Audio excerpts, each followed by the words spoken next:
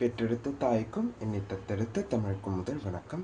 நம்ம இப்போ பார்க்க போகிறது எர்கனாமிக்ஸ். இந்த எர்கனாமிக்ஸுங்கிறது ஒரு பிரான்ச் ஆஃப் சயின்ஸ். ஓகேவா? இந்த பிரான்ச் ஆஃப் சயின்ஸ் எதை பற்றி டீல் பண்ணுன்னா ஹியூமனுக்கும் மிஷின்ஸ்க்கும் உள்ள இன்டராக்ஷன்ஸ் பற்றி டீல் பண்ணக்கூடியது தான். இதோட டெஃபினிஷன் பார்க்கும்போது it is a study of human machine interactions and improving their interactions. அதாவது ஹியூமனுக்கும் மிஷினுக்கும் உள்ள இன்ட்ராக்ஷன்ஸை தெரிஞ்சுக்கிட்டு அதை எப்படியெல்லாம் இம்ப்ரூவ் பண்ணுறது அப்படின்னு யோசிக்கிறது தான் எர்கனாமிக்ஸ். இந்த எர்கனாமிக்ஸோட மெயின் எய்ம்னு பார்க்கும்போது அந்த ஒரு ஒர்க்கர் வந்து ஒர்க் பண்ணக்கூடிய அந்த ஒர்க் ஸ்பேஸஸை வந்து இம்ப்ரூவ் பண்ணுறது, இது ரிஸ்க் ஆஃப் இன்ஜுரி வந்து வரக்கூடிய ரிஸ்க்கை வந்து குறைக்கிறது, அப்ளையன்சஸ் டெக்னிக்கல் சிஸ்டம்ஸ் அவங்களுக்கு கொடுக்கப்படுற டாஸ்க்கோ அவங்களுக்கு ஏற்ற மாதிரி அவங்கள அஃபெக்ட் பண்ணாமல் இருக்கிற மாதிரி நம்ம வந்து கொடுக்குறதும் இதோட மெயின் எய்ம் தான். ஹிஸ்ட்ரின்னு பார்க்கும்போது கிறிஸ்டன்சன் அப்படிங்கிறவர் க்ரோத் ஆஃப் எர்கனாமிக்ஸ் வந்து மூணு ஃபேஸஸில் வந்து இருக்குங்கிறாரு. Age of machine, power of revolution and machines for minds. இந்த எர்கனாமிக்ஸுங்கிற கான்செப்டே வேர்ல்டு வார் 1 அப்போ அந்த டைமில் வந்தது தான். அந்த டைமில் பார்த்திங்கன்னா வேர்ல்டு வார்னால, கோல்டு வார் அந்த மாதிரி நிறைய வார்ஸ் வந்ததுனால அப்போ இருந்த ஒர்க்கர்ஸுக்கு ஒரு டேக்கு, அதாவது 24 ஹவர்ஸ்க்கு 14 ஹவர்ஸ் ஒர்க் பண்ணால் மட்டுமே போதியமான சேலரி கிடச்சிச்சு. அதனால கம்யூனிஸ்ட் மார்க்சிஸ்ட் இவங்கெல்லாம் வந்து என்ன பண்ணாங்கன்னா வந்து இது பண்ண முடியாது அப்படின்னு போராட்டம் பண்ணும்போது சில பயாலஜிஸ்ட், சில சயின்டிஸ்ட் வந்து சேர்ந்து ஒரு கான்செப்டை கொண்டு வந்தது தான் எர்கனாமிக்ஸ். ஓகேவா? இந்த எர்கனாமிக்ஸுங்கிறது ரொம்ப நம்ம வாழ்க்கையில் தினம் ஒரு எந்த ப்ரொஃபஷன் எடுத்துக்கிட்டாலும் எல்லா ப்ரொஃபஷன்லேயும் ஒரு பெரிய ரோல் வந்து ப்ளே பண்ணக்கூடிய ஒரு பிரான்ச் ஆஃப் சயின்ஸ். ஓகேவா? எர்கனாமிக்ஸுங்கிற டேர்மை ஃபஸ்ட்டு யார் வந்து டிஃபைன் டேர்ம் பண்ணுறாங்கன்னா அடால்ஃப் அண்ட் முரல்ங்கிறவங்க தான் டேர்ம் பண்ணுறாங்க.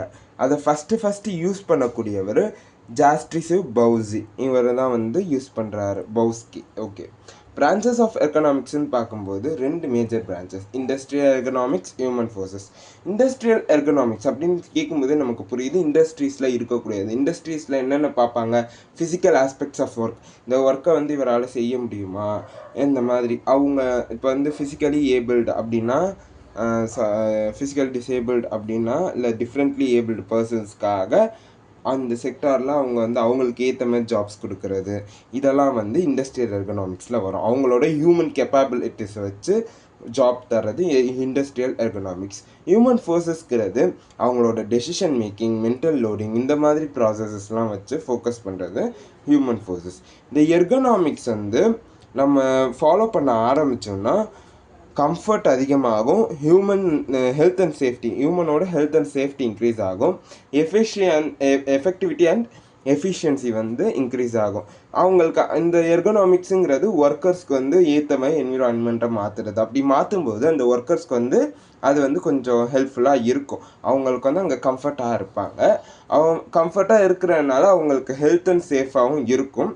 அது மட்டும் ஹெல்த் அண்ட் சேஃப் கம்ஃபர்ட்டாக இருந்தால் அவங்க வேலையை வந்து சீக்கிரம் பார்ப்பாங்க, குவாலிட்டி வைஸும் சரி, குவான்டிட்டி வைஸும் சரி. இதனால இந்த 3 சேர்ந்தால் நமக்கு லோ ஆப்சன்டிசம் கிடைக்கும். லோ ஆப்சன்டிசம் கிடச்சிச்சின்னா தினமும் வருவாங்க, தினமும் ப்ரெசென்ட் பண்ணுவாங்க. அப்போ தினமும் ப்ரெசென்ட் ஆகும்போது ப்ரொடக்டிவிட்டிங்கிறது இன்க்ரீஸ் ஆகும். இன்க்ரீஸ் ஆகி ஆப்சன்டிசம் குறைஞ்சிச்சின்னா பெர்ஃபார்மன்ஸுங்கிறது, அந்த இண்டஸ்ட்ரியோட பெர்ஃபார்மன்ஸுங்கிறதே டெவலப் ஆகும். மெயின் கோல்ஸ், இந்த எர்கனாமிக்ஸோட மெயின் கோல்ஸ் என்னென்னா comfort, wellbeing, efficiency, effectiveness, high productivity, hazard elimination. அந்த ஒரு சொசைட்டி அவங்களுக்கு அந்த ஒர்க் பிளேஸஸை வந்து அவங்களுக்கு ஏற்ற மாதிரி கம்ஃபர்டபுளாக மாற்றுறது. அப்படி மாற்றும்போது அவங்களோட ஹெல்த் இம்ப்ரூவ் ஆகும், வெல்பீயிங்காக இருப்பாங்க. அவங்களோட எஃபிஷியன்சியும் சரி, எஃபெக்டிவ்னஸும் சரி இன்க்ரீஸ் ஆகும். அப்படி இன்க்ரீஸ் ஆகும்போது ப்ரொடக்டிவிட்டியும் என்ன ஆகும்? இன்க்ரீஸ் ஆகும். அவங்க தயாரிக்கிற அந்த தயாரிப்பும் வந்து அந்த நம்பர் ஆஃப்லேயும் சரி, குவாலிட்டிலையும் சரி, குவான்டிட்டிலையும் சரி இன்க்ரீஸ் ஆகும்.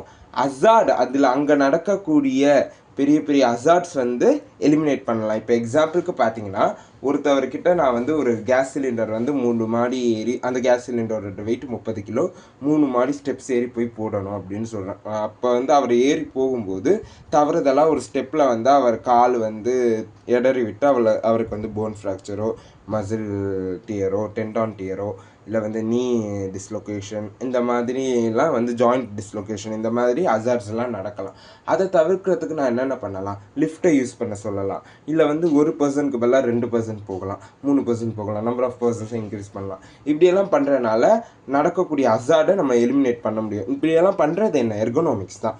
அதுக்கப்புறம் பார்த்தோம்னா டொமைன்ஸ்னு பார்த்தோம்னா 3 டொமைன்ஸ் இருக்குது: ஃபிசிக்கல், கான்கினேட்டிவ், ஆர்கனைசேஷன். ஃபிசிக்கல்ங்கிறது அனாட்டமிக்கல், பயோகெமிக்கல் ப்ராசஸஸ், இதெல்லாம் வச்சு அதை அஃபெக்ட் ஆகாமல் பார்க்குறது தான் ஃபிசிக்கல் டொமைனோட வேலை.